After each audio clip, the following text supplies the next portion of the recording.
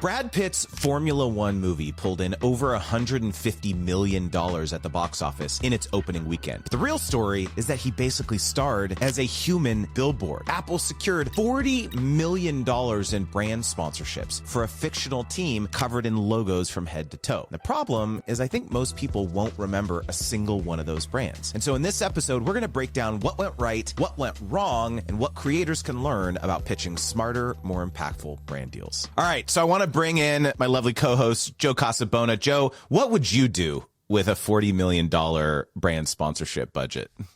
Wow. What would I do with a $40 million brand sponsor? I mean, I'd go all out. I'm like against tattoos, but I might get a tattoo, right? $40 million is like a life-changing amount of money to me. And it is literally nothing for Apple, right? Like Apple's still the highest valued company in the world, right? Like trillions and trillions of dollars. Just wild. How do you think they sold this through to these brands? I mean, obviously there's a big allure. It's like a big budget movie. F1 is kind of having its moment right now in terms of interest with the Netflix series and all that. But like, what do you think the pitch was when, you know, Apple or the producers were going to some of these brands and saying, hey, we're going to include you in this fictional team in the movies, and justify that price tag? Yeah, it's, I'd be really curious to see like who was actually in charge of that, because like I am embedded in like Apple culture a lot. I listen to a lot of Apple podcasts and things like that, and they are very like, high on their own supply. So like I could imagine them going to brands and being like, we're making an F1 movie with Brad Pitt. Are you in or not? Like, are you an idiot or are you in? Right. But I suspect somebody else probably, they worked with, it looks like Jerry Bruckheimer Films and Plan B and Monolith Pictures. And it was distributed by Warner Brothers. So like any of those could have been in charge of ad sales. And they probably just said, hey, Apple's putting a ton of money behind this. It's going to be on Apple TV Plus. They're going to promote it everywhere. Your logo will be prominently featured in the movie. Like, do you want in on this or not? Maybe they went to brands who wouldn't traditionally sponsor F1 because of the optics are weird, but like sponsoring an Apple movie is a little bit better, right? Like I saw Tommy Hilfiger. I can't imagine there's a lot of overlap between people who watch F1 and people who buy Tommy Hilfiger clothes. Well, one thing I think we hear a lot in our coaching program is I am a very large creator. I get lots of views. I have lots of followers. And so isn't that enough for a brand to want to work with me? What does it take, do you think, for a creator to get to the level of like cachet that like something like Apple has or Brad Pitt has or whatever? Like, is that even possible for a creator to be able to just like come to a brand and be like, you want to be associated with this project or with me because of who I represent in the industry? What does it take for a creator to get there, you think? I mean, you got to be the name in your niche, right? Like when I think tech reviews, I think MKBHD. Yeah, same. Right. When I think crazy, weird, bombastic videos, I think Mr. Beast, right? When I think podcast for dudes, I think Joe Rogan. Like you have to be the name associated with whatever your niche is to be able to go to brands and be like, I mean, people, I am inextricably linked with this thing. And so if you are associated with me, so are you. That's actually a great point. And I think maybe one lesson here, one of the first lessons that we talk about today is that if you are not one of those three names or one of the names that we just discussed, or like in your category that you're not the name, that's probably not a good pitch to come to a brand and, try to convince them that like, this is a project that you want to get in front of. Because it's just really think about how that conversation would go down with that person's boss at the brand, or if it's an agency, how that conversation would go down with the client. It's just like a really hard sell if they can't justify how this is going to tie back to their business results. It's almost like if a car dealer went to you and been like, hey, we have a lot of cars. Cool. every car dealer has a lot of cars. Like, that doesn't mean I should buy one from you. So I think it's worthwhile kind of mentioning a few of the brands that they were able to convince doing this. So they had Expensify, which is like an expense management company, IWC, which is like a fancy watch brand, Tommy Hilfiger, as you mentioned, Shark Ninja, which makes a bunch of kitchen appliances, vacuums, etc. So like these are big name brands, you know, these are not like nobody brands. And they did kind of some interesting activations around this where they had one of the stars or one of the drivers go to the Met Gala wearing the fireproof driving suit or whatever with all the brand, logos on it and all that. One thing I was curious about, I wonder if they had to pay the Met Gala to be able to do that, or they just kind of like did it guerrilla style. Right. So there was like some interesting like traditional media plays here, but like, dude, I'm just so skeptical that like, are these brands really going to be able to like attribute this kind of marketing stunt to actual sales, actual results? I mean, I think, this is like classic awareness play, right? Like there's very little, I think, attribution that they're going to be able to tie back to in terms of like, oh, we had 10 more Fortune 500 companies sign up for Expensify because they watched the F1 movie. I don't know, maybe. I just feel like, it's a really tough sell. Yeah. And I mean, to be honest, this is what I tell our coaching clients, right? In the program, like when brands are looking for awareness, it's almost an easier sell than tying it to conversions, right? Do you think that Coca-Cola knows how many sodas they sold after a Super Bowl ad? No, they just want you to think about Coca-Cola the next time you're buying something. That's a consumer product though, right? It's not like when I'm buying a car, I'm going to, oh yes, Mercedes-Benz keeps showing up a lot, right? Like it's a very different thing. Why do you think that? So one very common thing I think we hear is that like every brand wants conversions. Every brand wants sales. Like then they're coming to me and they're asking me if I can guarantee a certain number of sales or guarantee a certain number of views or whatever. Why do you think some brands still are myopic about looking at influencer marketing or working with creators as like a bottom of funnel activity? I think it's because, well, first of all, it's the easiest for them to justify, right? If, we're going to spend X amount of dollars and get Y amount of dollars back, right? Like that's a very easy math equation. It's almost like, one of our coaching clients has called you like what did they call you? A slot machine or something like that? Like you put in money and you get more money out, right? Like, so I paid Justin $1,000. It's like a slot machine. You put $1,000 in, you get $12,000 out. It's almost like that, right? I think another reason is probably due to the rise of affiliate programs, which like Mercedes-Benz and Coca-Cola, they probably don't have affiliate programs. That would be insane. But like a lot of the brands approaching creators do. And that is, at least in my experience, my first point of contact is usually an affiliate manager trying to get me to join the affiliate program because there's no risk for them.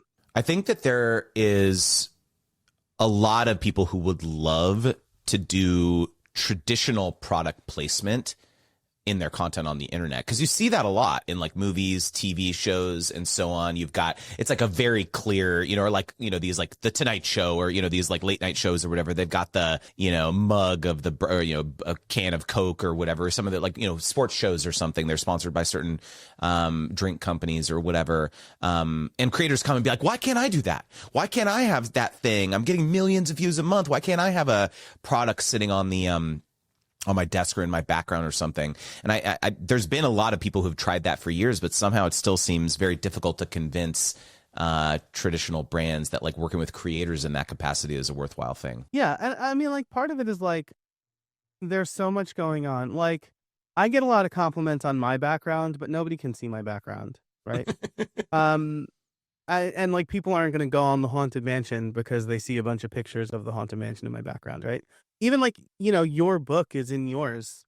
I would wonder how many people buy your book just by seeing it. Like, I mean, like you're doing it. If I had your book right here, how many people would buy your book just because I had it on display? Actually, it is on display, like over here in the corner. So, you notice I had the book close enough so it's not too blurry because I've got the lens, the bokeh and everything. Right so like there's that, I think. But then these bigger companies they're basically practicing billboard media in an era that it just doesn't like. Okay, I watch the Yankee game every single day. Every single day. I could not. They played. I don't want to timestamp this, but they played away yesterday. I could not tell you. I watched every second of that game, basically, sadly, and I couldn't tell you the ads. I couldn't tell you the ads in the outfield. I struggle to remember. I think like WB Mason is at Yankee Stadium. The one I remember the best is The Wiz, and like they're not advertising at Yankee Stadium anymore.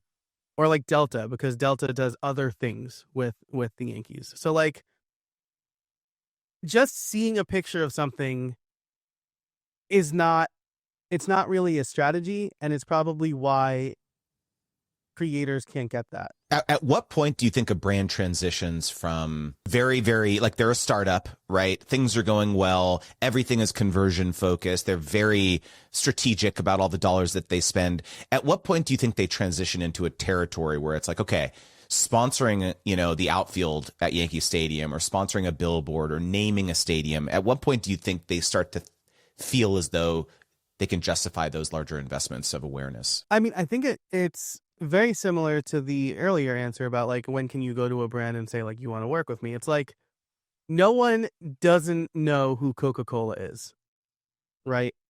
No one doesn't, like Delta is one of 5 airlines that you can get here in the United States. And so for them, it's less about you need to know what our value proposition is and more we just need you to be top of mind the next time you make a purchase. And so, like, if I'm going to Yankee Stadium and I'm seeing the Delta sign all the time, I might lean a little bit towards Delta because, oh, well, I see their logo the most. I think that there's maybe a lesson in here for creators, which is like doing a bit of research to see at what scale is this company right now? Are they a startup? Are they even a medium-sized company? Are you seeing them do awareness type activities where they're sponsoring events and they're sponsoring, they have billboards? If they don't have any of those things, an awareness pitch is probably not going to work very well.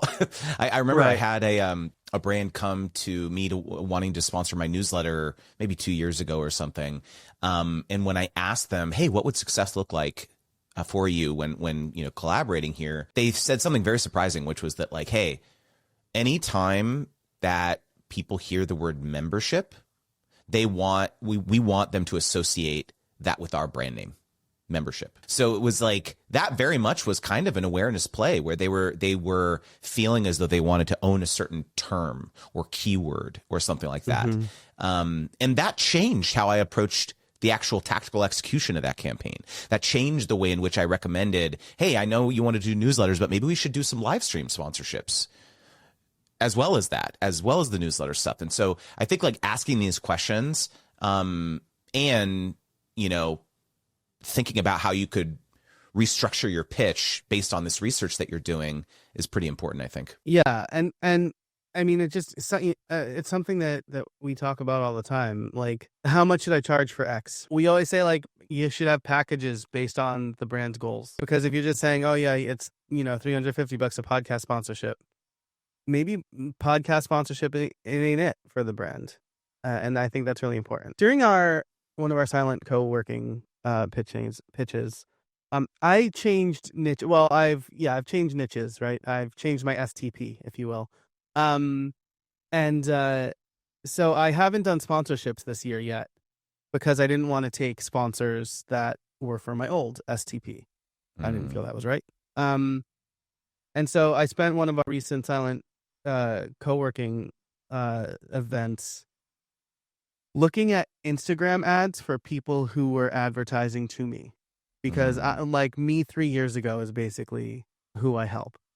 And that showed me 2 things, right? It showed me like brands that have advertising dollars, but also it pertinent to this conversation is showing me like those brands are probably focused on conversions, right? Like you're probably not advertising on Instagram or Facebook for awareness. It would be my guess. I mean, maybe I think you probably know social media better than me, but that's yeah, my I mean, assumption. it's possible. I mean, it depends on what the conversion goal was. So like you Right. can actually select when you create a Facebook campaign or any campaign on social media, what you're optimizing for. Like you can optimize for views and awareness, or you can optimize for like purchase conversions or like registrations or whatever. So you can, basically the meta algorithm will show it to different people based on those, Right. the objective type. So I really should have clicked through on those ads to see where I went. Maybe, right? Because Yeah. whether or not you're going to the main page of the website or if you're going to like a add to cart, Right. landing Right. page or something, probably would have told you more. Yeah. Yeah. So that's a really good point. I think like you like that told me a piece of the puzzle, right? Is that they had Right. some sort of advertising dollars. That's why the outreach is really important, though. One thing I think that's interesting about this is like, okay, they made $40 million on these sponsorships. How much they spent on marketing, I don't know. It was a lot, right? Because I saw it everywhere. But I did not really see a ton of like creator focused campaigns for this movie. So let's just assume creator marketing got 1% of the overall marketing budget for the film. It's still interesting to me how influencer marketing is treated as kind of a novelty. I think a lot of people think, oh, yeah, every brand does influencer marketing. And yeah, like maybe that's true. But like most traditional brands or most traditional marketing campaigns, creator marketing is still kind of a rounding error in the overall scheme of things, which to me is exciting because it feels like we're still very early days in terms of these traditional incumbents seeing the value of, partnering with people. Like there are, I mean, like I think creators to some degree have a point, which is that like, let's just take Mr. Beast, for example. I mean, he's getting hundreds of millions of views on a single video, which is literally more than like pretty much most major sporting events or most major, like the late shows we're talking about. And they're getting like, single digit million views, but like a huge amount of people are getting that, on their content regularly. So again, I think this is my optimistic take on it, which is that like, it's still very early. It's easy for brands to look backwards it's easy for brands to look backwards and say like, oh yes, this is what has traditionally worked. It's a lot of brands are hesitant to blaze a new trail. Again, I keep thinking about Super Bowl commercials because it's like $1 million for 7 seconds or something. No, it's like, 7 million for 30 seconds or something. It's crazy. Yeah, right. Yeah. So like there is clout that comes along with being a Super Bowl ad, right? I mean, GoDaddy basically exists because of their Super Bowl ads in the 2000s, right? In the early 2000s.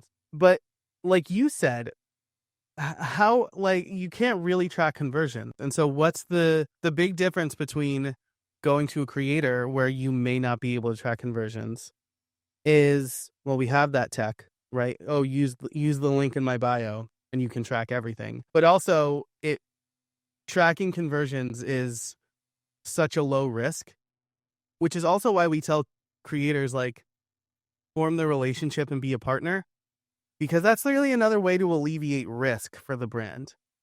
You're not just a commodity you're purchasing. You are an advisor in some way, shape, or form. As we're talking about this stuff, like what can creators do differently, and why doesn't this like product placement work for creators? I think it's important to know that earlier I said I can't tell you the ads, the product placement, or the ads that I saw during a baseball game where I watched for 3 hours last night. Right, a great partner in this is T-Mobile with MLB. Right, they have T-Mobile Park, but they also do more, and they're like kind of all over Major League Baseball. You get MLB TV for free if you're a T-Mobile customer. They donate some amount of money per home run hit in the home run derby. You see their ads, you see active campaigns throughout the year, and it's a long season, right? So the people who are doing this sort of, I guess, billboard marketing or product placement the best are not the ones who are just relying on that, right? You see their logo, but then you also see what they're doing and what else they're doing in partnership with the content creator, sports league, whatever. Yeah, that's a super good point, dude. And I think one stat that I read recently, which is very important for everyone listening, YouTube recently announced that viewing on TV has surpassed mobile viewing as of just a couple months ago, which is crazy to me. And I've seen this where, my kids watch YouTube on the TV constantly. And, let's say they're watching Mark Rober or something, or Mr. Beast, or whatever, YouTuber. I'm starting to see as part of these integrations that the creator will put a QR code up on the screen, like in the lower left, like, hey, if you want to learn more about the sponsor, scan the code on the screen. It's like starting to understand the viewer behavior of your audience, regardless of what platform it's on, and realizing like, hey, maybe there's something tactically that I can do in the content itself to increase conversions for this partnership. And maybe that's something that you're recommending to the brand. They're not the one being like, hey, can you put a QR code on the screen? But you're saying like, hey, I've actually looked at the data and I know that 60% of my viewers or whatever are watching on TV. In fact, I was talking with a creator recently who's a food creator. I mean, that's a perfect example. They're seeing they have an older demographic, and the majority of the people watching are now on TV. That's the number one device type. And so I think being thoughtful about how you are consulting your brand partners to see the best results is important. Yeah, for sure. I like on that same token, it's funny you mentioned that because YouTube also announced that podcasters or people who consume podcasts want video. They just showed that there's a big spike in people consuming podcasts on YouTube.